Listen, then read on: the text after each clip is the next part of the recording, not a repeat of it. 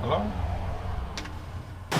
Now then YouTube, welcome to the cockpit of my E46 M3. It's been a while since we've been in here doing a talkie. Now then YouTube, welcome to another video. I've not got the 4.1 final driving yet. I wanted to do some talking and driving about my E46 because I've not really had a chance to do it since doing quite a lot of stuff, quite a lot of changes to the car in the past 18 months, 2 years. But the 4.1 final drive, stripped it out to death really. Obviously we fitted the spoiler and a couple of other bits for the Nürburgring this year. All the back end, all new bushes, including more recently of course we've had a new diff bush as well, an OEM diff bush. You'll have seen that video no doubt. I thought it might be interesting to talk about some of the things I have done, but also some of the things that I haven't done which I see people doing. And you know, not to say that doing it one way or the other is the best way, but everyone goes their own way most of the time. Some people just copy others, but everything that I've done has been thought about. I've thought about it and I've only done it if I can see any gain out of it for me, or if it benefits me, rather than just because it's the thing to do. Before we start the cabin, just quickly on the cabin then, I've still got the front full interior from the seats forward. I've still got cup holders, still got the Harman Kardon, still got the standard steering wheel. Even a lot of people will put either Alcantara suede steering wheel or change the steering wheel altogether. Not a lot of people like how thick the steering wheel is, and it is thicker than most cars, but it's just, I don't know, I think you get used to it. I quite like the steering wheel. I like having cruise control and all the volume buttons still working, and I like that aspect of it. It's all right. I like having the door cards in the front. Obviously the rear end is completely gone now, but the front of the car is still all right. It's a nice-ish place to be. The screen doesn't work anymore, standard. I've managed to get it just working on Bluetooth only, which is, what more do you need than a Bluetooth connection to your phone to play music? So let's start the car up then.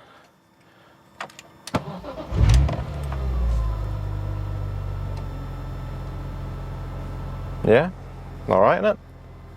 So I've already done 75 miles today, just mulling around. The car's been all right. It's not without its problems. We've still got some issues to resolve on the car post Nürburgring. The noise is a big twang, right? So it's either roll bar or spring related, but I think that's just a symptom of what's happening. But still driving all right-ish. The rear end now is proper tight, as we'd expect, as we'd hope, from having the new bushes. The new OEM diff bushes, and my Tiger Seal bodge is holding strong. Of course the parking sensors don't work. Why would they? It's an E46.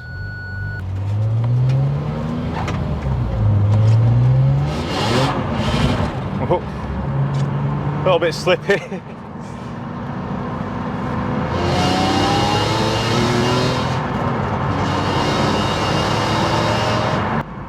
Is it loud? Can you hear what I'm saying? See, I've found it to be a lot louder than what I was hoping it would be. I mean, I stripped the car. I got the car down to 1380 kilos, whereas the book figure with the heated leather seats and everything, it's just shy of 1550. So, nearly 170 kilos away from what the book figure is in this car. So, when you're taking seats out, all the sound, when you're taking the seats out, all the sound deadening and all that stuff, we're going to expect a bit more road noise, aren't we? But did we expect this much road noise?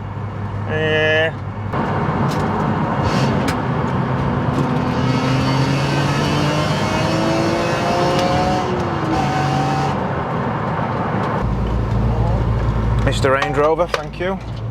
Thank you. Favourite thing about all the stuff we did before the ring was definitely the Willans harnesses. I used to have these in the DC too. Proper nice harnesses. I got these black Willans harnesses because I can't remember which McLaren it was. It might have been the P1. Had black Willans harnesses, and I was like, they're the ones that I want. Thank you. The one thing I've been questioned on and not really answered about is the 4.1 final drive. How's the 4.1 final drive? Well, I really like it. I'm well chuffed I got that done. We've got a NA car, a gear change, a final drive gear ratio change. Makes such a sweet difference. 30 mile an hour, 1500 RPM, fifth gear. And with it being an S54 with all the torque in the world, yeah, you're alright. Nice casual little stroll. Right, we're coming up to another national speed limit zone. Got a Renault Kadja up my arse. Fourth gear, 30 mile an hour. With the 4.1 final drive, let's not forget, I'm doing 2000 revs. I'll put my foot flat.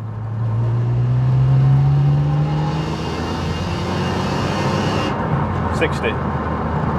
No more Renault Kadja up my arse.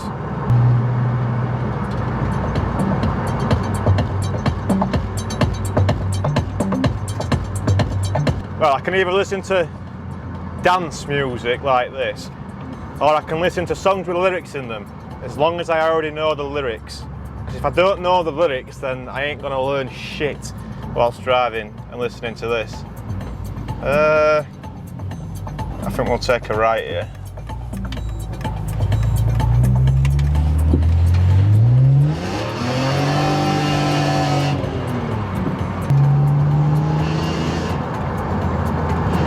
Mini. Right, as a tester, I'm going to stick that camera on manual focus and we'll see how it gets on. The sun is shining. We'll try that. I don't know if I'm in focus or not. It looks like I might be in focus, but every day's a school day.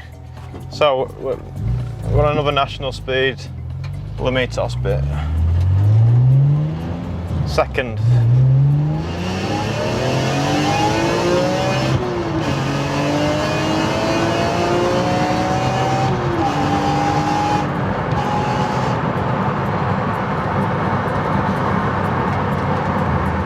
It's real fast.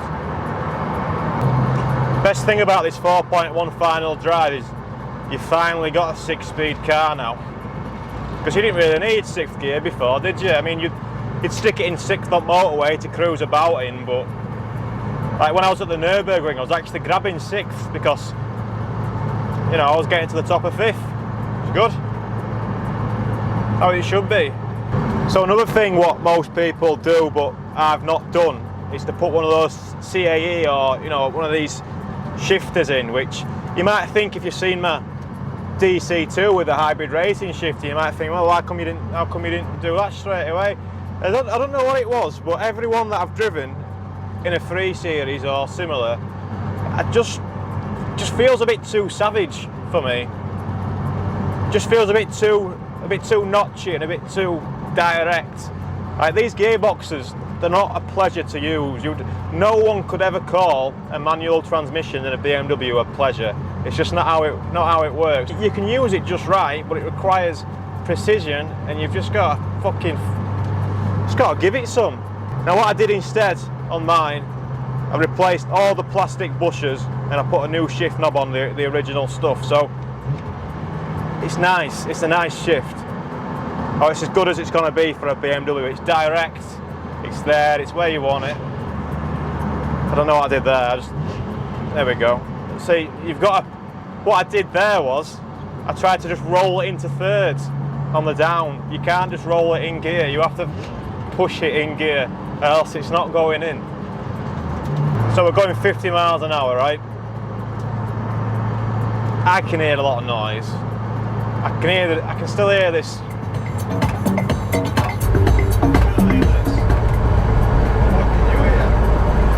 I was thinking, you know, if I'm going to start doing some reviews of cars, a lot of the cars are going to be just like this, aren't they? Right, now we're in a quiet-ish, residential-ish area. What else can we talk about on the M3 while you might be able to hear me? Still happy with it. Zero plans to get rid of it, although I do often pipe dream about, you know, when I see a car like this for sale, often they're, you know, a car like this these days is probably 12, 13 grand, if not 14, 15 grand, you know, depending on who's tickled it and all that stuff. When I see stuff like that, I do pipe dream a little bit about, you know, what I could maybe do with the money, and everyone's got pipe dreams, right? I think I'd regret getting rid of this car, especially after wanting an Estoril Blue. Like I know a lot of people say dream car this, dream car that. Well, you know, I got it, and I'm just happy with it. I just have zero plans to change that. I'd like to have some other cars. There are other cars that I'm interested in, but you know, I'm not anywhere near finished with this yet. There's still so much more that I want to do with it. You know, have it faster than the ring would be nice as well, eh? But I reckon I'll probably keep this another few years at least. There's nothing out there that really appeals. And if there was going to be anything that appealed, it'd be another 3 Series. Just probably an E46 saloon or something. Just something that'll be as powerful but lighter. Now we've got a fake Estoril Blue car in front of us. 235i.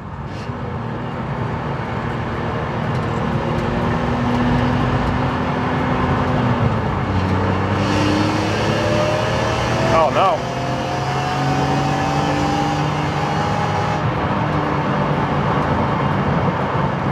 These modern cars are too fast.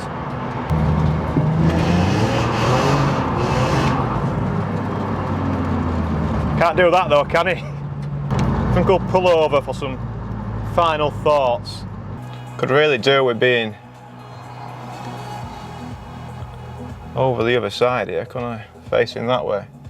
Gone from having sun in my face to having sun right behind us now, which is not making things that much better, is it? This winter sun, what can you do? Let's see if there's somewhere else I can go. Yes, I do like this car a lot. Need to fix this problem with I think, well, I had a look at this yesterday, this twanging, and I thought something might be loose, or, you know, I thought it might be obvious, but no, and it's a twang, so it's definitely something, you know, it's either a spring or the roll bar, and it's on the front, right? So I checked the springs and the roll bar, and I couldn't really see anything. There's nothing too concerning. So I sent a text to Rob, RD Motorsport, and he said it could be a top mounts. It sounds like, you know, because if I'm just going real low speeds, and if I turn like on uneven gravel, on uneven ground, then it, you know, does this big twang. It's not a nice twang, and it was doing it at the Nürburgring when I was transitioning, but it seems to be coming from both sides, which is the strangest thing. So maybe both top mounts are knackered. Like, I'm pretty sure I can feel it coming from both the front right and the front left, you know, different times, you know. So yeah, I've still got one thing to sort on it, but other than that, she's good. I'm hoping to do another track day in it over winter. I want to do a track day in it. I don't know where. I'm going to book somewhere and take it somewhere, because it needs a good clearing out, doesn't it? It needs a good razzing. We spent all that money on it, or I spent all that money on it before the ring, and you know, all these fancy brake pads and all this jazz. Got this daft wing on the back, and you know, I've got my harnesses and my cage, so it just needs a good track day now. But before we do that, I need to fix this knocking noise, which is hopefully just the top mount. I say just the top mounts. We're going to have a good look at it, I think. So anyway, I hope you've enjoyed watching. I hope you've enjoyed watching catch up on my M3. Let me know what your thoughts are. I'm going to try and do something like this with other people's cars in the future, once we get all rid of the COVIDness and all that crap. My plan is to post a list of cars that I'm interested in driving and reviewing, and hopefully work from that, and I'll probably post that on here or on Instagram or something, because I did mention about 2 years ago now, maybe even 3 years ago now, I did mention that I wanted to do some car reviews, and I only made a little smidge mention. I didn't make a big song and dance about it, and I, you know, put this email address to email. There's about 100 people got in touch with me, you know, offering cars to review, and there's people offering to drive up from all over the country, you know, 3, 4, 5 hours away, wanting to come up to the Yorkshire Dales and let me drive the cars. And it was a bit wild, but it was back in the time of you know, thinking this is all a bit too weird, actually, doing the online stuff. But I want to make a go at it now, so maybe I'll think it's weird again and sack it all off. But until that date, who will know? Nobody will know. Thanks for still watching, and I'll see you in the next times. Might show you the MR2 gearbox fiasco that I was having. I've managed to get a Chinesian puller, which is actually stronger than the Toyota gears, because I managed to snap teeth off the gears and then snap the clutch hub in a few places. Using all the heat in the world, I just had a bad time on that. Right, goodbye. See you next time. Might be doing something else, who knows.